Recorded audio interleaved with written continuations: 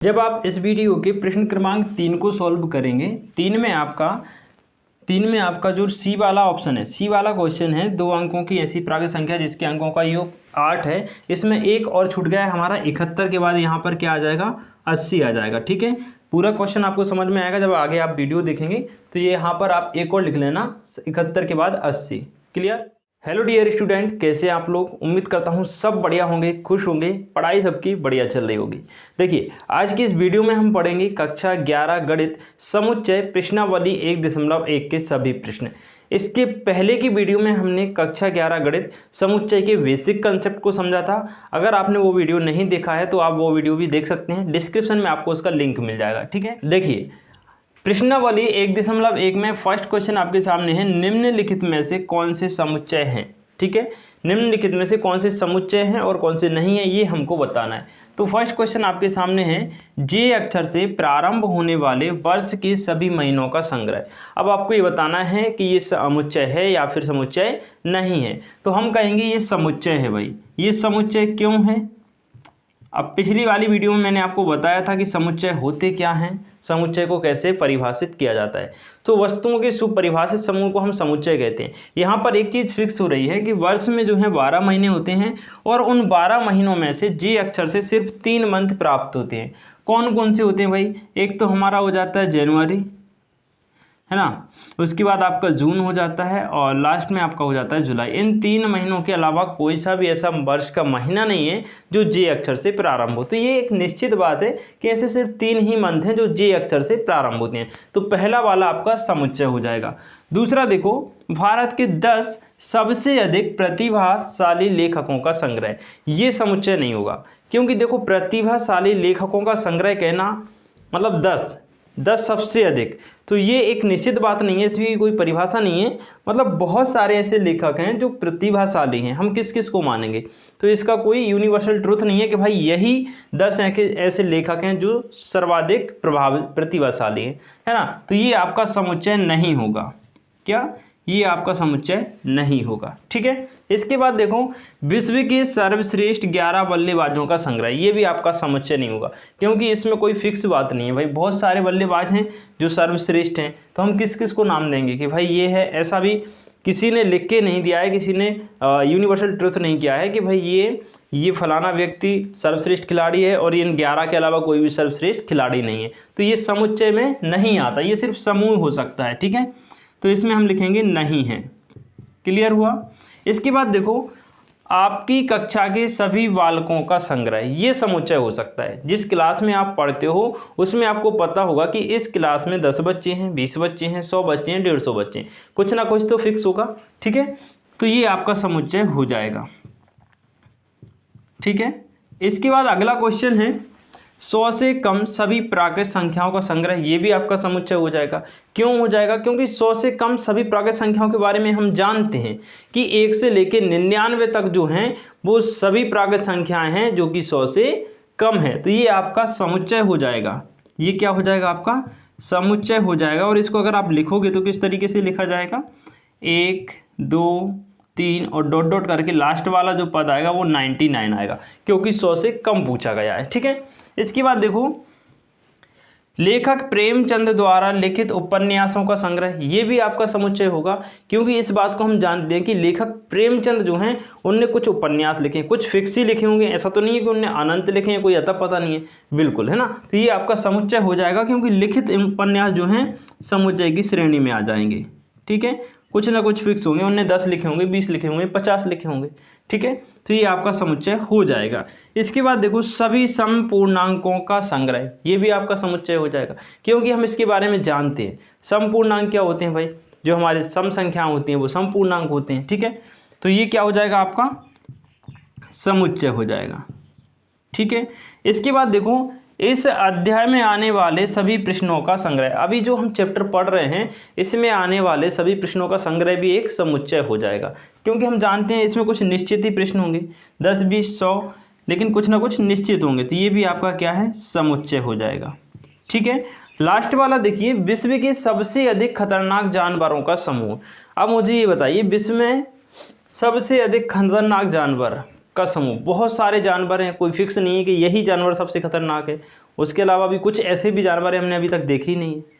तो ये अनिश्चित बात है, इसमें कोई समुच्चय की परिभाषा स्पष्ट नहीं हो रही है, इसलिए ये हमारा समुच्चय नहीं होगा। ठीक है, इस प्रकार से ये प्रश्न क्रमांक 1 के सभी प्रश्न आपके सॉल्व हो जाते हैं। आइए अब हम देखते हैं इसका प्रश्न क्रमांक 2। प्रश्न क्रमांक 2 आपके सामने है। मान लीजिए a बराबर 1 2 3 4 5 6 रिक्त स्थानों में प्रतीक चिन्ह बिलोंग्स टू अथवा नॉट बिलोंग्स टू भरिए। अब ये प्रतीक चिन्ह belongs to not belongs to क्या होते हैं, पिछली वीडियो मैंने समझा दिया है। अगर आपको नहीं आता तो वो वीडियो देख लेना, डिस्क्रिप्शन में लिंक मिलेगा। ठीक है, फिर भी मैं आपको एक बार इसका रिवाइज करा देता हूँ। मान लीजिए एक समुच्चय है A, जैसा कि हमारे पास ये दिया हुआ है 1 से लेके 6 तक, 1 2 3 4 5 6। ये मान लीजिए एक घर है और घर के अंदर जितने भी अंक लिखे हैं ये इस घर के सदस्य हैं।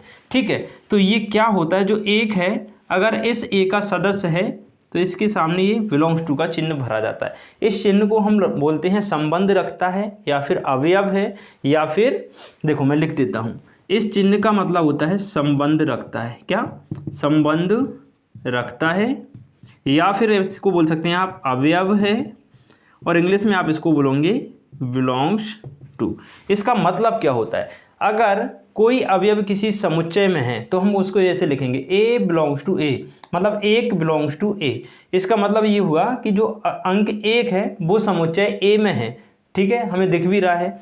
अब अगर हम लिखेंगे कि 6 बिलोंग्स टू ए तो ये भी सही होगा, क्योंकि जो 6 अंक है ये किसको बिलोंग कर रहा है, ए को, मतलब समुच्चय ए का एक अवयव है 6।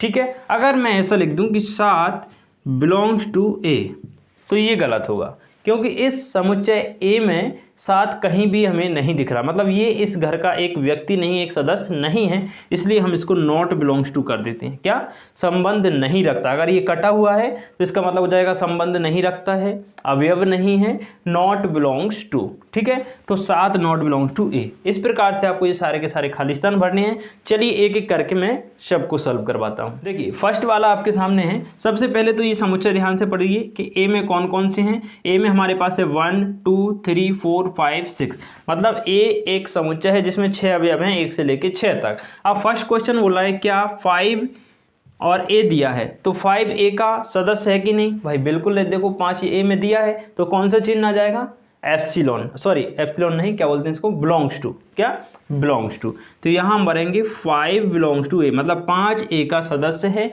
ए का अवयव है। दूसरा देखो 8 बिलोंग्स टू ए, आएगा क्या, नहीं आएगा, क्योंकि यहाँ पर 8 कहीं भी नहीं है, तो इसमें हम भरेंगे 8 नॉट बिलोंग्स टू ए। इसके बाद देखो 0 बिलोंग्स टू ए, 0 भी कहीं नहीं है तो इसमें भी आ जाएगा नॉट बिलोंग्स टू। 4 दिख रहा है क्या, 4 बिल्कुल है भाई, तो यहाँ पर आ जाएगा 4 बिलोंग्स टू ए। उम्मीद है समझ में आ रहे होंगे, बहुत ईजी है, कोई बड़ी बात नहीं इनमें। 2 बिलोंग टू ए, तो 2 यहाँ पर है तो इसमें भी ये बिलोंग्स टू आ जाएगा, मतलब 2 संबंध रखता है ए से। 10 कहीं भी नहीं है तो इसमें आप क्या लगा दोगे, नॉट बिलोंग्स टू। इस प्रकार से आपका क्वेश्चन नंबर 2 कंप्लीट होता है। उम्मीद है आपको समझ में आ रहा होगा। एक बार मुझे कमेंट करके ज़रूर बताइएगा आपको हर क्वेश्चन क्लियर हो रहा है या फिर नहीं। ठीक है, चलिए क्वेश्चन नंबर 3 देखते हैं। क्वेश्चन नंबर 3 हमारे सामने है, निम्नलिखित समुच्चयों को रोस्टर रूप में लिखिए। देखिए अब ये रोस्टर रूप क्या होता है और समुच्चय निर्माण रूप क्या होता है, सारा बेसिक कंसेप्ट मैंने समझा दिया है। अगर किसी को कोई भी डाउट है तो आप जाके वीडियो देख लेना, डिस्क्रिप्शन में है। अगर यहाँ पे आपको कोई डाउट है तो ये प्रश्न आप नहीं कर पाओगे, है ना। तो अगर डाउट है तो पहले वीडियो देख लेना, डाउट क्लियर करना, उसके बाद ये क्वेश्चन लगाएंगे आप तो आपको अच्छे से समझ में आएंगे। ठीक है, देखिए ये हमें जो दिया हुआ ये पूरा का पूरा समुच्चय निर्माण में दिया हुआ है, समुच्चय निर्माण रूप में दिया है। इससे हमें सारणीबद्ध रूप बनाना है। बहुत ही आसान होता है लेकिन बेसिक कंसेप्ट समझना बेहद जरूरी है। तो मैं सीधा सीधा इसका आंसर आपको बताता हूँ। देखो फर्स्ट वाला क्या दिया है, ए बराबर समुच्चय का जो चिन्ह लगा है करली ब्रैकेट में एक्स सच दैट एक्स, ये जो बिंदी हैं ये सारे के सारे मैंने बता दिए हैं चिन्ह क्या होते हैं। ठीक है, तो एक्स सच दैट एक्स एक पूर्णांक है और एक्स जो है -3 से बड़ा है और 7 से छोटा है, मतलब एक्स की जगह समुच्चय ए में वो अवयव आएंगे जो एक पूर्णांक होंगे। और कंडीशन क्या रख दी उसने कि एक्स के वो ही पूर्णांक सिर्फ समुच्चय में आएंगे जो 7 से छोटे हों और -3 से बड़े हों। तो देखो हमने समुच्चय बनाया ए बराबर, पहले हमने खाली घर बना लिया। अब इस घर में कौन कौन से बच्चे आएंगे या कौन कौन से सदस्य आएंगे जो 7 से तो छोटे होंगे और -3 से बड़े होंगे। तो -3 से बड़ा कौन होता है भाई? -3 से बड़ा होता है -2, -1, 0। उसके बाद 7 से छोटे 1, 2, 3, 4, 5, 6, 7 नहीं आएगा क्योंकि 7 से छोटा पूछा गया। तो पहले प्रश्न का आंसर क्या हो जाएगा? ए बराबर, और ए में कौन कौन से अवयव आएंगे? -2 से लेके 6 तक।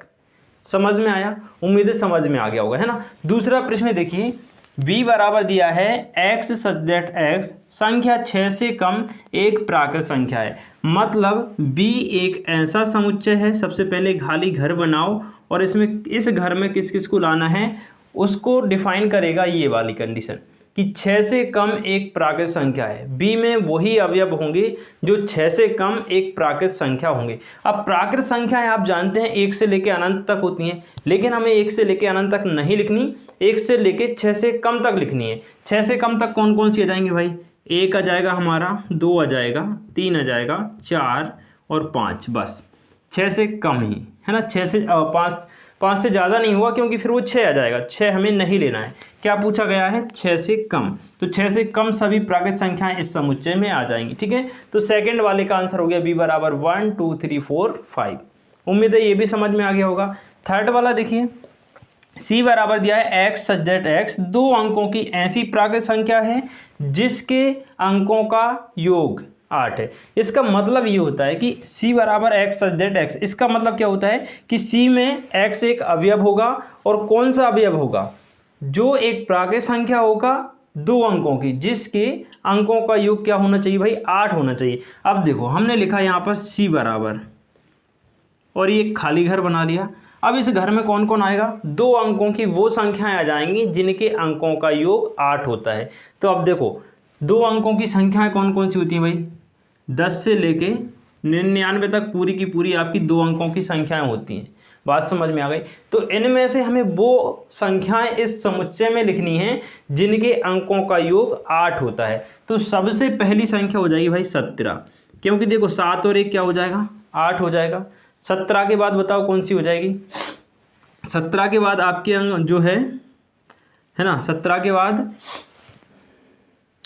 21, 22, 23, 24, 25, 26, है ना। देखना इसके बाद हो जाएगी 26, आपकी क्या हो जाएगी? 26, क्योंकि 6 और 2 कितना हो जाएगा? 8 हो जाएगा।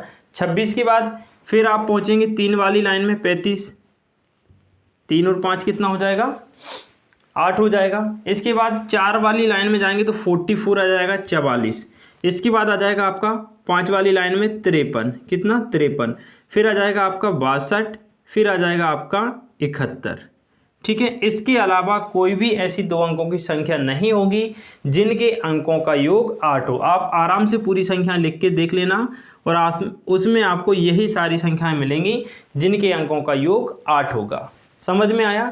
कौन कौन सी? 17, 26, 35, 44, 53, 62 और 71। मतलब हर एक लाइन में देखना है आपको। देखो 10 से लेके आप 20 तक में देख लेना, फिर 20 से 30 वाली लाइन में देखना, 30 से 40 वाली लाइन में, 40 से 50 वाली लाइन में, फिर 50 से 60 वाली लाइन में, 60 से 70 वाली लाइन में, है ना, 70 से 80, 80 से 90 और 90 से 99, ठीक है। इनमें एक एक संख्याएं आपको मिल जाएंगी। एक संख्या आपको यहाँ पर मिलेगी, एक यहाँ पर 2, एक 3, एक 4, 5, 6, 7, 8, 9, 1, 2, 3, 4, 5, 6, 7, 1 मिनट, 1, 2, 3, 4, 5, 6, 7 संख्याएं मिलेंगी। कितनी? टोटल संख्या 17 हो जाएगा, 26, 35, 44, 53, 62, 71। इनके अलावा आई थिंक कोई संख्या नहीं होगी जिसके अंकों का योग आपका 8 हो, ठीक है। इनमें आपको यही संख्याएं मिलेंगी। एक बार चेक कर लेना कोई छूट रहा हो, वैसे मुझे पक्का भरोसा है कि कोई नहीं छूट रहा है। चलिए अगला प्रश्न देखते हैं। x सच दैट x एक अभाज्य संख्या है जो 60 की भाजक है। मतलब d एक ऐसा समुच्चय है, तो पहले खाली घर बना लो और इस घर में किस किस को बिठाना है वो मैं आपको बताता हूँ, ठीक है। देखना यहाँ पे देखिए 60 की क्या है, भाजक है। ये निश्चित कहाँ से होता है, ये थ्योरी आपको समझनी पड़ेगी। एक अभाज्य संख्या है, अभाज्य संख्या आप सभी जानते हैं जिनमें किसी अन्य संख्या का भाग नहीं जाता, और ऐसी अभाज्य संख्या है जो 60 की भाजक है। तो सबसे अच्छा तरीका होगा कि आप 60 के अभाज्य गुणनखंड निकाल लो। कैसे निकालेंगे भाई, 2 से देंगे 30 बार जाएगा, फिर 2 से देंगे 15 बार जाएगा, फिर 3 से 5 बार और 5 से 1 बार, मतलब एक आ गया 2, एक आ गया 3 और एक आ गया 5। समुच्चय की खास बात होती है कि उसमें जैसे एक अंक 2 बार आ रहा है तो समुच्चय में सिर्फ उसको एक ही बार लिखा जाएगा, ना कि 2 बार। जैसे यहाँ पर 60 की अभाज्य संख्या में अभाज्य गुणनखंडों में 2 आ रहा है 2 बार, तो हम सिर्फ इसको एक बार लिखेंगे, ना कि 2 बार। तो कौन कौन से अवयव आ जाएंगे, एक 2 आ जाएगा, एक 3 आ जाएगा और एक 5 आ जाएगा। इसके अलावा कोई सा भी अंक इसमें नहीं आएगा। ठीक है, यही वो अभाज्य संख्याएं हैं जो 60 की भाजक है। उम्मीद है समझ में आ गया होगा। चलिए अगला प्रश्न देखिएगा 5वें नंबर का। ई बराबर ट्रिगोनोमेट्री शब्द के सभी अक्षरों का समुच्चय। ई एक ऐसा समुच्चय होगा जिसमें ट्रिगोनोमेट्री, त्रिकोणमिति मतलब त्रिगोनोमेट्री के प्रत्येक शब्द, ट्रिगोनोमेट्री शब्द के सभी अक्षरों का समुच्चय। अब इसमें देखो कितने सारे अक्षर हैं, कुछ ऐसे भी अक्षर हैं जो रिपीट हो रहे हैं, तो हमें उन अक्षरों को सिर्फ एक बार लिखना है, 2 बार नहीं। तो सबसे पहले आपका टी आ जाएगा, आर आ जाएगा, जी आ जाएगा, सबको अलग अलग लिखो। देखो टी आर आई जी ओ, देखते चलना, टी आर आई जी ओ, फिर आ गया आपका एन, तो यहाँ पे लिखना एन। अब देखना यहाँ पे जो ओ है ये रिपीट हो रहा है, तो हमें दोबारा से नहीं लिखना है। ठीक है, एम आ जाएगा आपका। ठीक है, फिर ई आ जाएगा आपका, एम के बाद ई। अब टी रिपीट हो रहा है, नहीं लिखना, आर भी रिपीट हो रहा है, नहीं लिखना, लास्ट में क्या बचा, वाई, तो सिर्फ क्या लिख देंगे हम, वाई, और ये आपका बन गया समुच्चय। समझ में आया। चलिए लास्ट वाला देखिए, शब्द वेटर शब्द के सभी अक्षरों का समुच्चय। तो एफ में क्या आ जाएगा, वेटर शब्द में जितने भी अक्षर यूज हुए हैं वो सारे के सारे अक्षर आ जाएंगे, बशर्ते कोई भी रिपीट नहीं होगा। तो देखो बी आ जाएगा, ई आ जाएगा, टी एक बार आएगा, ई दोबारा से नहीं आएगा, फिर आर आ जाएगा। क्या आ जाएगा, देखो वी ई टी और आर। ठीक है, इसमें कुल कितने थे, 6 थे, हमने 4 लिखे हैं क्योंकि ई भी रिपीट हो रहा था और टी भी रिपीट हो रहा था, तो इसको हमने एक एक बार लिखा हुआ है। इस प्रकार से प्रश्न क्रमांक 3 की सभी सॉल्यूशन आपके सामने हैं। उम्मीद है सभी को अच्छे से समझ में आ गए होंगे। तो चलिए अब इसके आगे के प्रश्न हम इस वीडियो के अगले पार्ट में देखेंगे। तब तक के लिए गुड बाय, खुश रहिए, मस्त रहिए, जय हिंद।